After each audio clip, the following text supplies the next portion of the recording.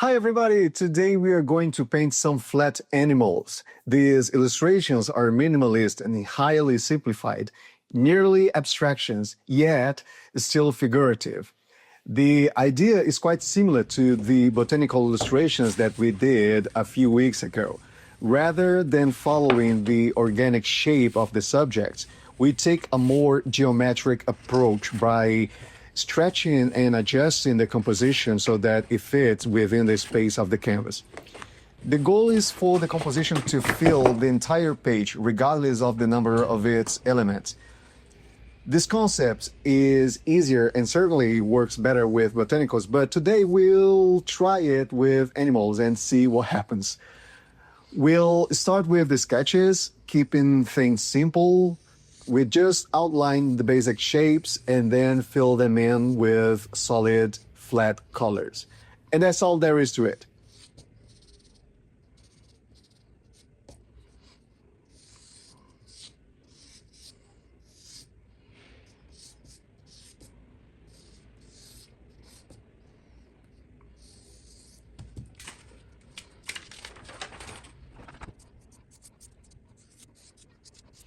Here are some of the sketches that we made for today's practice. They all follow the same method.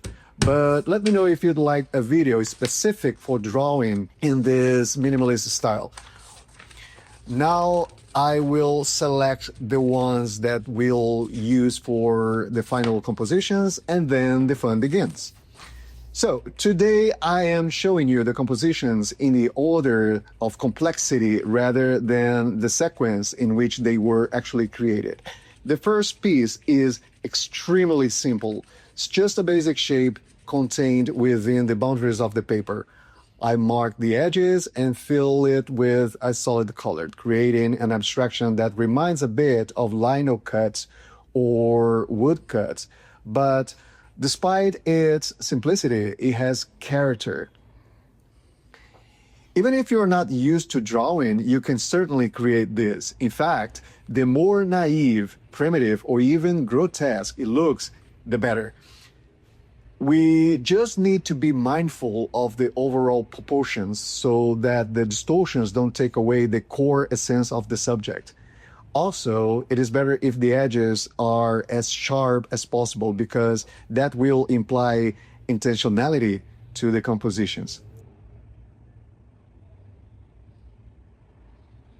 If you've been following this channel, you know that our main goal is to inspire those without formal art training or education to believe they can create great art as long as they understand their own abilities so that they can make the most out of them. I'm not here to teach you how to draw or paint. I'm here to encourage you to stop being afraid of doing so.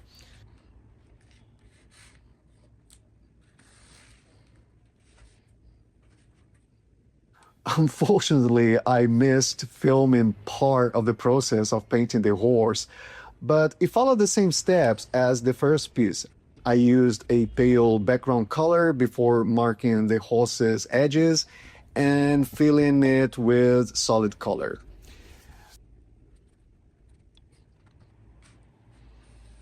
Okay, for our third composition, the process remained the same, but we introduced a color variation.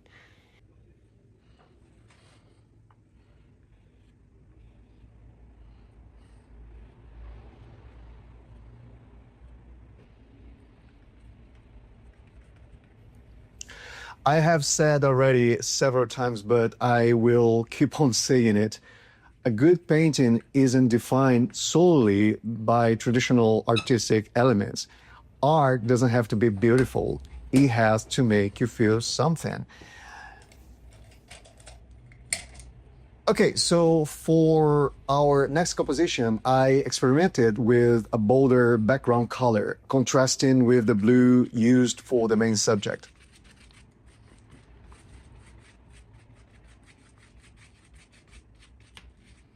So, what defines a good piece of art? There's much that we could talk about it, but it comes down to a few key elements. Let's take three of them: style, concept, and execution. And regardless of those, what truly makes a piece resonate with the viewer are its components, mainly shapes, colors, and textures.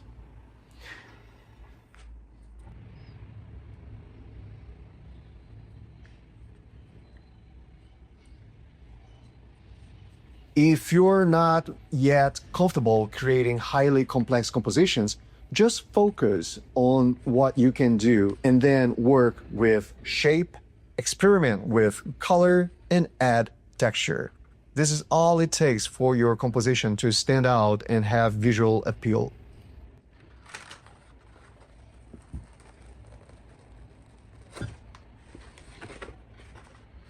This piece follows the same approach as the dog, but with an off-white subject against a layered background. Layers create depth and texture, making the composition more engaging. Since the illustration itself is flat, subtle variations in paint application prevent it from feeling too static.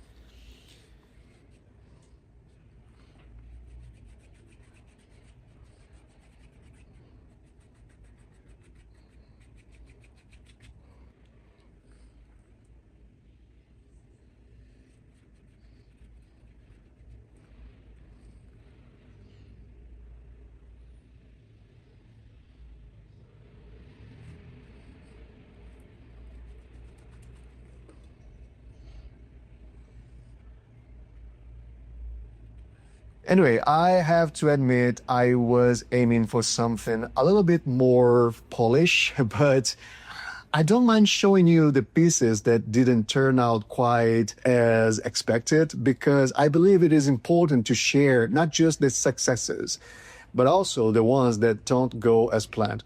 Often when you watch tutorials, you're only seeing the successful outcomes. But guess what?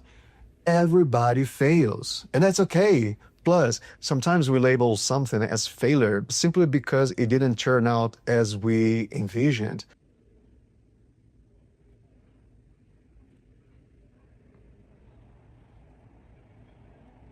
But if a piece still communicates something, if it still carries meaning, evokes emotion, or holds a message, then it has value.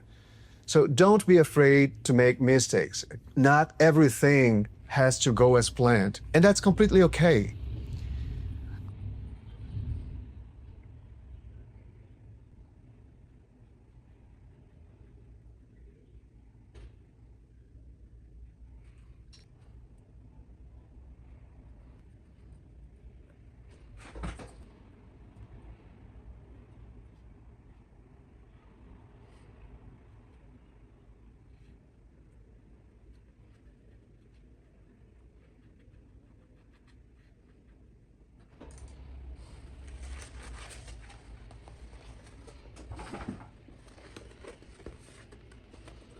Another dove with a different background. This piece is similar to the first dove, but it features a pale blue background.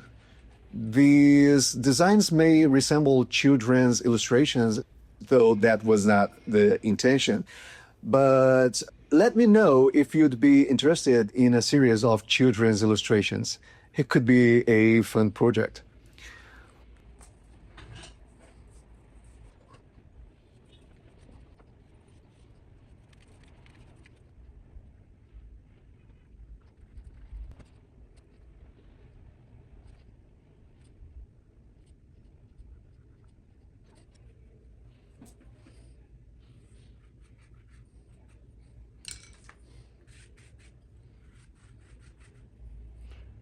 Finally, the most complex composition of today. This was fun because I really wanted to stretch the tiger, and it ended up in a very odd position, and I love it.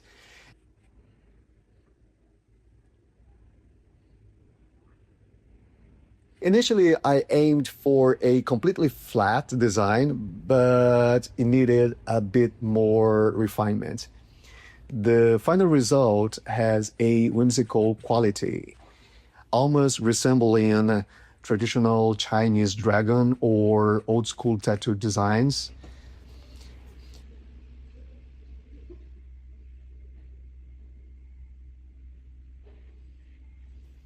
All these illustrations share the same core concept, but each has a slight different approach. Some are more stretched and abstract, while others incorporate more naturalistic elements. And that was intentional. I wanted to show that you don't have to stick rigidly to your initial idea. You can explore the concept, experiment with it, and add your own personality to it.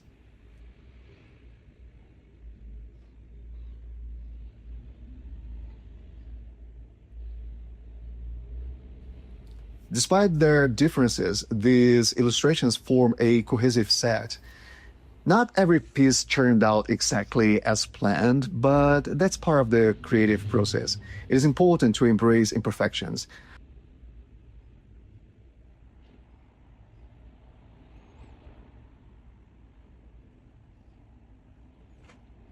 Every artist experiences setbacks, even if they don't show it often. What matters is that your work conveys something meaningful.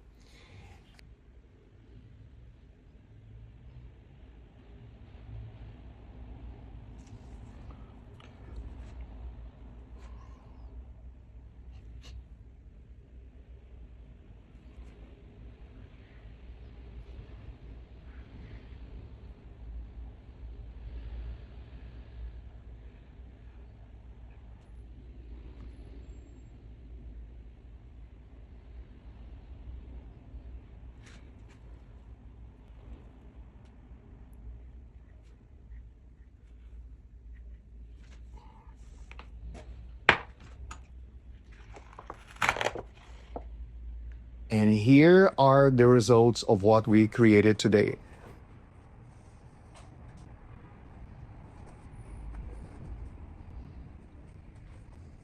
I hope this inspires you to create your own flat animal illustrations.